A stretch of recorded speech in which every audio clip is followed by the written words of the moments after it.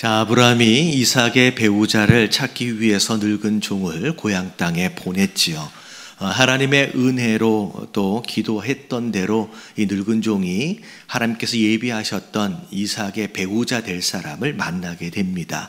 그리고 나서 지난 주일날 말씀을 보니까 자, 늙은 종이 만난 이삭의 배우자 되어질 사람 리브가를 이제 설득하는 과정이 있었어요.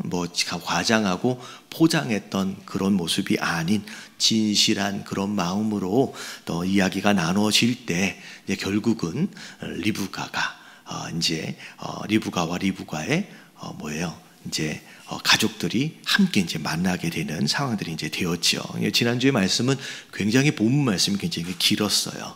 자, 오늘 말씀은 어떤 내용이냐? 자, 늙은 종의 설명을 다 듣고 나서 리브가와 리브가의 가족들이 자, 어떻게 반응했느냐에 대한 말씀이 오늘 말씀에 대한 내용입니다. 자, 근데 오늘 말씀의 주제를 이렇게 정해보면 좋을 것 같아요. 자, 과연 이삭의 배우자는 이미 정해진 것인가? 라고 하는 질문에 대하여 여러분들과 함께 말씀을 나누려고 합니다. 자, 1번 같이 한번 읽어볼게요. 다 같이 시작. 예정은 운명이 아니다. 자, 예정은 운명이 아닙니다. 자, 오늘 말씀은 자, 쉽지 않은 말씀이에요. 그리고 여러분들이 들으실 때 정신을 바짝 차리고 들으셔야 합니다. 자, 예정과 운명이 서로 다르다라고 하는 거에 대해서 제가 두 가지로 설명을 드릴 텐데, 자, 1번 같이 한번 읽어볼게요. 다 같이. 예정은 하나님의 예비하심과 우리의 신앙적 반응의 만남이다. 자, 이걸 설명을 드릴 거예요. 자, 여러분 제가 질문을 할게요. 자, 이미 하나님의 자녀가 되어지신 분들은 아멘 하십시다. 여기에서 아멘을 못 하시면 안 돼요. 자, 이미 우리가 하나님의 자녀가 되어진 줄로 믿습니다. 자, 어떻게 하나님의 자녀가 됐어요? 자, 어떻게? 자, 에베소서 1장 5절 말씀 읽어볼게요. 다 같이 시작. 그 기쁘신 뜻대로 우리를 예정하사 예수 그리스도로 말미암아 자기의 아들들이 되게 하셨으니. 자, 우리가 하나님의 자녀가 되어지려면 가장 중요한 거, 자, 무엇이 있어야 되느냐? 하나님의 기뻐하시는 뜻대로 우리를 뭐 하셔야 돼요? 예정하셔야 돼요. 자, 그분의 기뻐하시는 뜻이 없다면, 그분의 예정하심이 아니라고 한다면 우리는 하나님의 자녀가 될 수가 없습니다. 여러분, 이게 기본적인 조건이에요. 근데 그것 다음에 자, 그거와 더불어 함께 필요한 게 있어요. 자, 그것만 있으면 되는 게 아니에요. 자, 요한복음 1장 12절 같이 한번 읽어볼게요. 다 같이 시작. 영접하는 자 곧 그 이름을 믿는 자들에게는 하나님의 자녀가 되는 권세를 주셨으니. 자, 이 말씀을 보니까 우리가 어떻게 하나님의 자녀가 됐대요? 영접하는 자, 그 이름을 믿는 자. 여러분, 여기에서의 주어는 누구예요? 우리예요. 우리가 영접해야 돼요. 우리가 예수님을 믿어야 돼요. 그래야 하나님의 자녀 되어지는 권세를 주신다라고 말씀하셨습니다. 여러분, 이해되시죠? 다시 말하면 이 두 가지 말씀을 종합해서 생각하면 우리가 하나님의 자녀가 되어지려면 하나님의 기뻐하시는 뜻과 우리의 믿음이 서로 만나야 합니다. 자, 이게 굉장히 특별한 개념이에요. 하나님의 기뻐하신 뜻만 있어서도 안 되고, 우리의 믿음만 있어서도 안 되고, 그분의 기뻐하시는 뜻과 우리의 믿음이 서로 만날 때 우리가 하나님 자녀 되어짐이 완성이 되는 거예요. 여러분, 이게 예정입니다. 이해되시죠? 다시 말하면 예정이란 하나님께서 우리를 위하여 준비하신 선하시고 기뻐하시는 뜻이 있는 거예요. 그것에 대하여 우리가 신앙적으로 믿음으로 반응했을 때 그것이 이루어지는 것을 경험하는 것이 예정이에요. 여러분, 깨달아지시길 주님의 이름으로 축원합니다. 어느 한쪽만 있으면 된다. 여러분, 극단적으로 흘러가면 무슨 문제가 생기냐? 자, 하나님의 주권만을 이야기하는 극단적인 예정론자들의 이제 입장에서 보면 여러분 이 예정론이 어떻게 흘러가냐면 운명론적 예정론으로 흘러가 버려요. 자, 그래서 오로지 하나님의 주권밖에 없고 이미 하나님이 다 정해 버리셨기 때문에 자, 우리가 어떻게 해봐도 장래의 일은 어떻게 되는 거예요? 소용이 없다, 바뀌지 않는다라고 하는 쪽으로 해석이 되어지면 굉장히 위험한 결과가 나아집니다. 이게 어떤 결과가 나아지냐면 자, 이런 식으로 생각하면 자, 우리가 전도할 필요가 있어요, 없어요? 이게 쉽게 더 말씀을 해주시네. 여러분 극단적인 예정론으로 가버리면 우리는 전도할 필요가 없어요.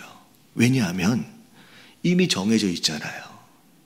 이미 구원받을 사람 정해져 있잖아요. 우리가 아무리 애를 써도 안 정해진 사람은 구원 못 받는 거예요. 우리가 아무것도 안 하고 있어도 정해진 사람은 구원 받는 거예요. 여러분 이게 극단적인 운명론적 예정론입니다. 하나님의 주권만 있으면 된다라고 생각하면 이렇게 되는 거예요. 근데 여러분 성경에서는 전도해야 된대요, 하지 않아도 된대요. 어차피 정해졌으니까 뭐 괜찮아, 슬렁슬렁 해도 돼, 이게 아니에요. 전도해야 된다라고 말씀하고 계십니다. 로마서 10장 13절부터 15절까지 다 같이 읽어볼게요. 시작. 누구든지 주의 이름을 부르는 자는 구원을 받으리라. 그런즉 그들이 믿지 아니하는 이를 어찌 부르리요? 듣지도 못한 이를 어찌 믿으리요? 전파하는 자가 없이 어찌 들으리요? 보내심을 받지 아니하였으면 어찌 전파하리요? 기록된 바 아름답도다. 좋은 소식을 전하는 자들의 발이여 함과 시작이 누구든지예요. 여러분 이 누구든지라고 하는 표현은 예외가 없다, 모두에게 해당되어지는 이야기다라고 이야기하는데 이 누구든지라고 하는 이 단어의 기본적인 전제는 누구에게든 허락되어진 기회라고 하는 의미가 숨어 있는 거예요. 자, 근데 지혜를 보니까 주의 이름을 부르는 자는 구원을 받는데요. 자, 이건 누구의 반응을 얘기하는 거예요? 우리의 반응을 이야기하는 거예요. 근데 믿으려면 복음을 들어야지 되지 않겠느냐? 그 복음을 들으려면 누군가는 전해야 되지 않겠느냐? 누군가가 전하려면 보내심을 받아야 하지 않겠느냐라고 바울 사도가 얘기하는 거예요. 결국은 보내심을 받은 자는 복음을 전하기 위해서 나가야 하는 줄로 믿습니다. 그래야 들을 수 있고요, 그래야 믿을 수 있고요, 그래야 부를 수 있대요, 그래야 구원을 받을 수 있대요. 누가 해야 된다는 얘기예요. 부르심은 하나님의 역할이지만 나가야 하는 것은 누가 해야 될 일이에요? 우리가 해야 되는 일이에요. 근데 반대로 자, 하나님의 주권이 아닌 우리가 선택하고 우리가 결정하는 것이다 라고 주장하는 사람들이 있어요. 이게 알미니안주의인데 극단적인 알미니안주의는 한마디로 얘기하면 인생은 누가 하기 나름이다, 내가 하기 나름이라는 거예요. 내가 믿었으니까 구원을 받는 거고 내가 착한 일을 했으니까 복을 받는 거고. 여러분 이런 식으로 하면 그 안에는 뭐가 없냐면 하나님의 은혜가 없어요. 다시 말하면 내 노력으로 내 열심으로 모든 것을 다 이루어낸 거라는 거예요. 그래서 결국은 그런 신앙은 하나님의 은혜가 없는 자기 의만 드러나는 그런 신앙인이 되어버리는 거예요. 여러분 굉장히 위험한 거예요. 여러분 우리가 행위로 구원받는 것이 아니다라고 하는 거 깨달아지시길 주님의 이름으로 축원합니다. 그러니까 자, 정리를 할게요. 오늘 본문 말씀을 보면 이삭과 리브가의 결혼은 하나님의 예정이에요. 자, 하나님의 예정이란 이야기는 이미 창세기 22장에 우리가 봤잖아요. 하나님께서 이삭의 배우자 될 리브가를 그때부터 준비하셨어요. 그때부터 예비하셨어요. 그래서 그 하나님의 선하신 예비하심과 자, 오늘 보니까 아브라함과 늙은 종과 리브가와 그 가족들의 믿음의 반응이 오늘 말씀을 통하여 만난 거예요. 자, 이 얘기를 제가 이렇게 거창하게 설명을 한 이유는 뭐냐면 우리 인생도 마찬가지예요. 여러분, 하나님께서 우리를 위해서 수십 년 전에, 아니 수백 년 전에, 심지어 수천 년 전에 우리를 위해서 선하신 것을, 기뻐하신 것을 준비하시고 예비하신 줄로 믿습니다. 여러분, 그걸 누리기 원하세요? 그걸 누리길 원한다라고 한다면 그 하나님의 선하신 뜻이 우리의 믿음의 반응과 뭐 해야 돼요? 만나야 돼요. 여러분, 그 만나는 것이 신앙생활이에요. 이걸 만나야 누리는 줄로 믿습니다.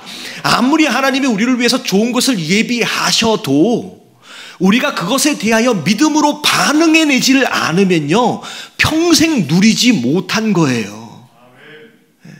그걸 누리려면 우리가 믿음의 반응으로 그 뜻이 만나게끔 해야 돼요. 여러분, 그것을 하기 위해서 우리가 이 자리에 와 있는 줄로 믿습니다. 그리고 두 번째, 2번 설명을 드릴게요. 시작. 예정은 이론이 아니라 믿음으로 반응한 자들의 감사의 고백이다. 자, 예정이라고 하는 단어가 성경을 찾아보니 전체 한 7번 정도 나와요.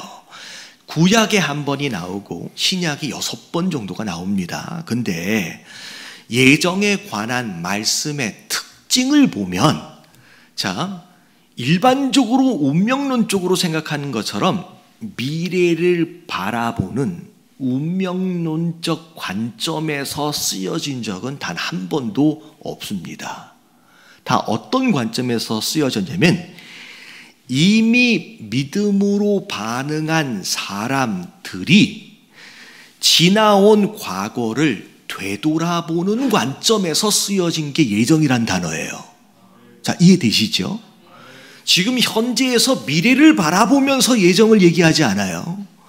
이미 믿음으로 반응한 자들이 지나온 과거를 돌아보면서 쓰여지는 단어가 예정입니다.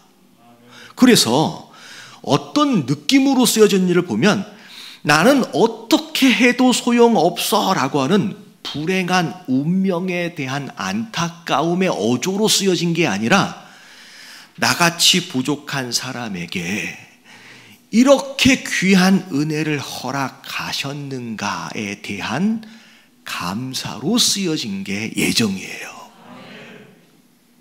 이해되시죠? 운명하고는 달라요. 그래서 에베소서 1장 5절부터 6절까지 말씀을 보세요. 같이 읽어봅니다. 시작. 그 기쁘신 뜻대로 우리를 예정하사 예수 그리스도로 말미암아 자기의 아들들이 되게 하셨으니 이는 그가 사랑하시는 자 안에서 우리에게 거저 주시는 바 그의 은혜의 영광을 찬송하게 하려는 것이라. 내가 하나님의 자녀가 되고 보니, 돌아보니 이게 하나님의 기뻐하신 뜻이었던 거예요. 하나님께서 나를 선택해 주셨던 거라는 거예요. 돌아보니. 그게, 그러니까 어떻게 보면 나를 보니 나 같은 사람을 어떻게 하나님 자녀 삼아 주셨지? 사랑이 아니고서는 설명이 안 되는 거예요. 그러니까 이는 그가 사랑하시는 자라고밖에 설명이 안 되는 거예요. 나같이 못난 인간을, 나같이 더러운 인간을 어떻게 하나님 자녀 삼아 주셨지? 설명하려고 해보니 그분이 나를 사랑해 하셨기 때문이라고 하는 이유로밖에 설명이 안 되는 거예요. 나를 이렇게 사랑하셨구나. 그리고 그 다음 말씀 뭐예요? 우리가 거저 주신 바. 생각해 보니 내가 하나님 자녀 되기 위해서 뭔가를 한 게 없는 거예요. 그냥 공짜로 주신 거예요. 여러분, 싸구려라서 공짜로 주신 게 아니에요. 너무 비싸서 도저히 우리가 지불할 만한 능력이 없어서 그냥 주신 거예요. 와, 이 얼마나 큰 은혜냐. 그래서 그 다음 나오는 매기가 은혜의 영광을 찬송하게 하려 함이니라. 여러분, 이 예정에는 내가 아무리 몸부림쳐도 아무리 애를 써도 장래일은 바꿀 수 없다라고 하는 불행한 운명에 대한 내용은 하나도 없어요. 돌아보니 이건 사랑이고 이건 은혜고 내가 정말로 감사할 수밖에 없고 내가 하나님을 찬양할 수밖에 없는, 그러면 이것에 대한 마음이 이 예정에 담겨 있는 의미라는 거예요. 여러분, 우리가 어떻게 구원받았어요? 여러분, 이 에베소서에 나와 있는 이 바울 사도의 고백, 여러분, 이 사람만의 고백은 아니잖아요. 우리가 사랑받은 자로서, 은혜 받은 자로서 우리가 여기까지 와 있다라고 하는 거, 여러분, 감사할 수밖에 없는 여러분 그런 상황, 여러분 감사하실 수 있는 저와 여러분들 되시길 주님의 이름으로 축원합니다. 여러분, 이게 예정이에요. 자, 두 번째 2번 말씀 읽어볼게요. 시작. 순종은 타이밍이다. 자, 하나님의 선하신 예비하심에 대하여 자, 우리가 믿음으로 반응해야 한다라고 말씀을 드렸어요. 자, 오늘 말씀 본문으로 들어갈게요. 50절을 보니까 자, 라반과 부두엘이 대답하여 이르되 자, 이 일이 여호와께로 말미암았으니, 자, 무슨 뜻이에요? 아, 이게 하나님이 정하신 뜻이구나라고 하는 걸 리브가도 깨달은 거예요. 그리고 부두엘도 깨달은 거예요. 어머니가 아, 이건 하나님이 정하신 뜻이구나, 기뻐하신 뜻이구나, 우리를 예비하셔서 준비하신 것이구나 라고 하는 걸 깨달아졌어요. 그리고 나서 한 얘기가 뭐냐면 우리는 가부를 말할 수 없노라. 이건 우리가 선택할 게 아니지요. 우리가 예스하고 노 할 수 있는 것이 아니지요 라고 얘기하면서 51절 읽어볼게요. 시작. 당신 앞에 있으니 데리고 가서 여호와의 명령대로 그를 당신의 주인의 아들의 아내가 되게 하라. 이 얘기는 뭐냐면 우리에게는 선택권이 없습니다. 이게 하나님의 뜻이라고 한다면 그저 우리는 뭘 따름입니다? 순종할 따름입니다 라고 이 라반과 부두엘이 고백합니다. 자, 순종하는 거, 여러분, 하나님의 뜻에는 선택하는 게 아니라 순종하는 거예요. 여러분, 깨달아지시길 주님의 이름으로 축원합니다. 자, 그런데 자꾸 이제 설교 때 이 순종을 강조를 하다 보니 굉장히 억울해 하시는 분들이 계세요. 아니, 우리도 자유의지가 있는데, 아니, 자유의지를 하나님 주셨는데, 아니, 뭐 맨날 뭐만 있으면 선택이 아니라 뭐 순종 꼭 따라가야만 하는 것처럼 얘기를 하는데, 여러분, 그런 마음이 있어요, 없어요? 말로는 순종한다라고 얘기하지만 솔직히 우리 마음 가운데 선택에 대한 부분에 대한 의심들이 있어요. 그리고 순종에 대한 이게 뭐랄까요? 이렇게 좀 이제 불편한 마음들이 있다는 거예요. 자, 여러분, 순종에 대하여 강조하는 이유를 제가 설명을 드릴게요. 그럼 집에 가서, 여기 애들이 다 있어서 실험해 보긴 좀 애매한데 집에 가서 애들한테 한번 실험을 해보시되 두 상자에다가 한쪽에는 5만 원짜리를 집어넣으시고 자, 한쪽에는 10,000원짜리를 집어넣으시고 자, 그리고 나만 아는 거예요. 애들은 몰라요. 그리고 애들한테 자, 너 어느 것 선택할래? 라고 물어보시면서 아빠는 5만 원짜리가 담겨져 있는, 이제 5만 원짜리라고 얘기하지 않아요. 그 상자, A라고 하는 상자, 나는 네가 A라고 하는 상자를 선택했으면 좋겠다. 하지만 네가 알아서 해. 라고 얘기를 한번 해보세요. 그러면 정말로 아빠를 신뢰하고 인격적으로 신뢰를 하고 그리고 아빠가 자기를 사랑한다라고 하는 거에 대한 믿음이 있는 아이라고 한다면 자, 뭘 선택하겠어요? 아빠가 야, 이거 했으면 좋겠는데 라고 얘기하는 그거를 선택할 거라는 거예요. 이해되시죠? 여러분, 선택과 순종의 개념이 그런 개념이에요. 여러분, 우리는 그 상자 안에 뭐가 들어있는지 알아요? 몰라요? 몰라요. 내 인생, 나는 이것만 있으면 행복할 것 같고요. 내가 저것만 이루어지면 진짜 성공할 것 같고요. 근데 마치 상자 속에 담겨진 그 무엇인가처럼 우리는 그 안에 있는 것이 뭐인지 아니면 내게 유익한지를 모르고 살아가는 무지한 인생입니다. 여러분, 그것에 대해서 이해하셔야 돼요. 하지만 마치 상자 속에 5만 원짜리를 직접 넣은 아버지가 그 안에 뭐가 있는지를 알고 계시는 것처럼 하나님께서는 우리 인생 안에 뭐가 있었을지에 대하여 아시는 분이다, 모르신다? 아십니다. 그러고 물어보시는 거예요. 나는 이거 선택했으면 좋겠는데, 그래, 네가 알아서 해. 하나님에 대하여 신뢰하신다면, 하나님이 나를 사랑하신다라고 하는 거에 대해서 믿어지신다면 그분이 원하시는 것을 하십시오. 그것이 복이에요. 깨달아지시길 주님의 이름으로 축원합니다. 근데 중요한 건 그 다음이에요.